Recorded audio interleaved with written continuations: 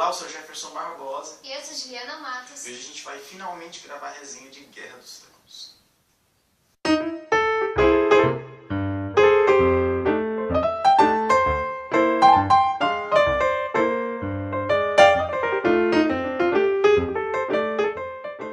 George Raymond Richard Martin nasceu em 26 de setembro de 1948, então ele possui 66 anos. Ele nasceu em Bayonne, Nova Jersey, Estados Unidos. Hoje o autor é mundialmente famoso justamente pela sua saga de livros, As Crônicas de Gelo e Fogo. E além de escritor, ele é também roteirista e produtor de TV.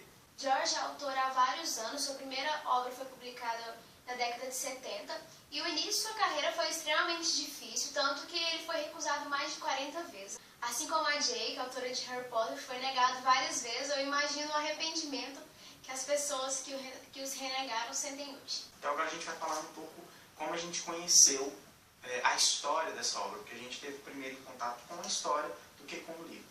Nosso contato com Guerra dos Tronos se deveu à série da HBO, que é fenomenal. A série é uma adaptação bastante fiel, pelo menos até a terceira temporada, e o que a gente já leu da obra. E essa grandiosidade da série nos instigou a ler esta obra. Além disso, outros amigos nossos também já leram a obra, então nos influenciaram bastante a enfrentar este livro. Então a gente ficou bem curioso, a gente acabou comprando 5 livros que já foram lançados. De uma vez, sem ter lido nenhum. E a gente já embarcou na leitura e nós dois lemos e gostamos bastante e a gente vai tecer os nossos comentários. Tá, a gente teve contato com essa história, mas do que essa história trata? Na verdade a gente vai viver aqui numa época medieval, no continente de Westeros, aqui onde passa a história. E a gente vai ter um contato então com a família Stark, que é basicamente a maioria dos personagens aqui que passam na história. A gente tem o Eddard Stark, que é o pai da família, o responsável por essa família, a sua mulher Catelyn. Então a gente tem os 5 filhos, a gente tem um bastardo, que é o Jon Snow, e um adotado, que é o Greyjoy. Greyjoy morava com a família devido a um costume da época. O Ned ele havia vencido o pai de Greyjoy em uma guerra, então ele o pegou para criar como um protetor, uma espécie de tutor. Então a gente vai vivenciar um pouco dessa história medieval, e tudo acontece quando a mão do rei, que é o conselheiro do rei, acaba falecendo, e o rei em questão, que é o Robert, que é muito amigo do Ned, ele vai viajar para o norte para convidar o Ned para ser a nova mão do rei, o novo conselheiro. Então tudo aí que desanda a história, então esse é um pequeno pedacinho do enredo da história, eu acho que já é suficiente para você saber o que acontece, sem contar spoilers.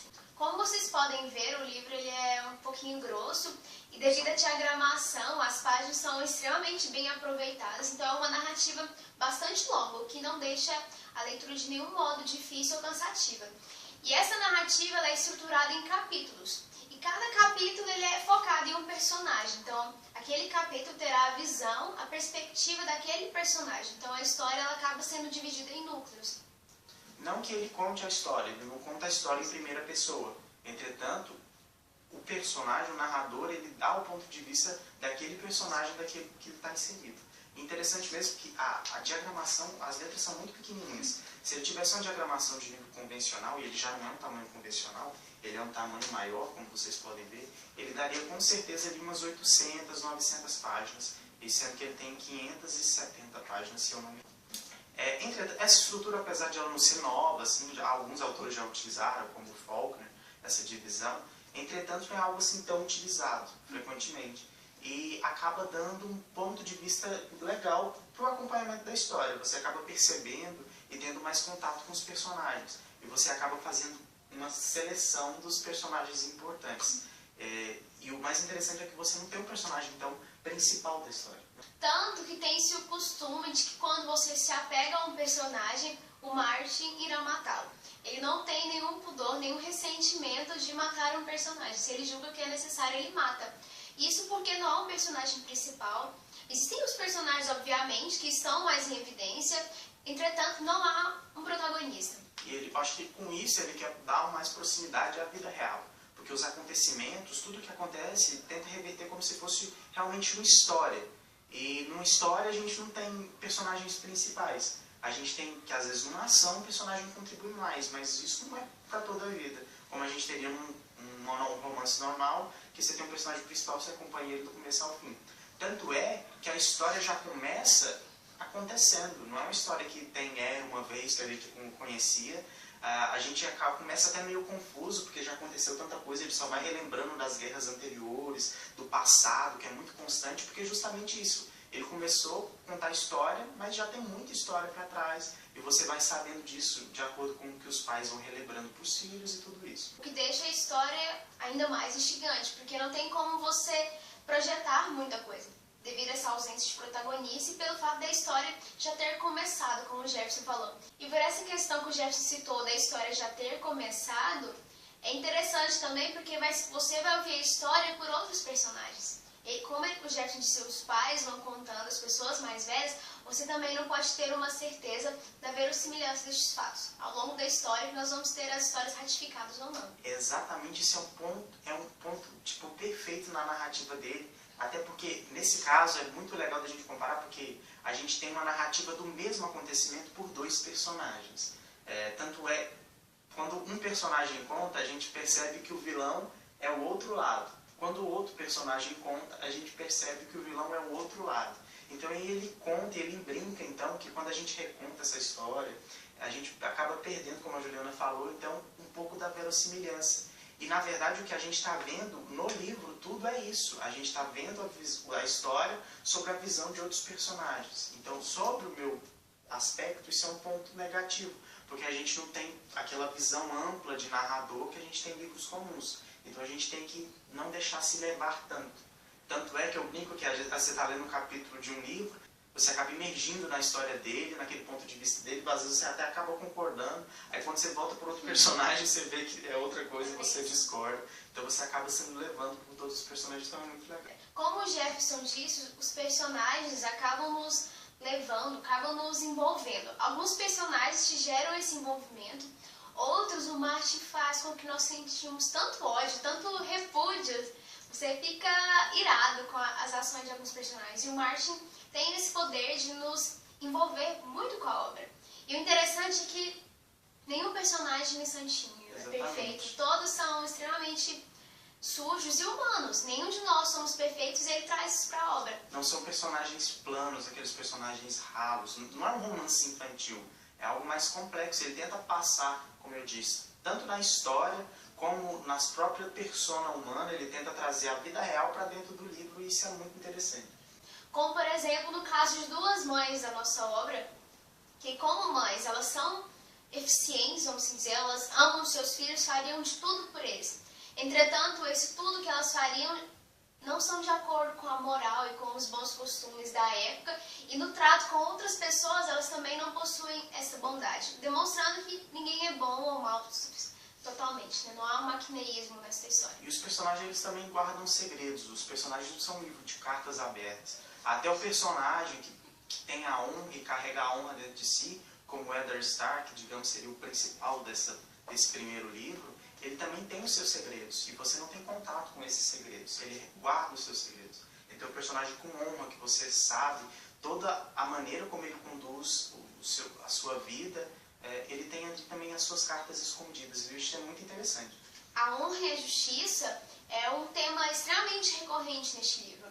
Ela é citada várias vezes como um homem, um governante deve ser honroso, como se deve agir para ter ação. O Ned Stark, por exemplo, ele é um padrão, ele é um reflexo do que seria um homem honrado dentro da obra.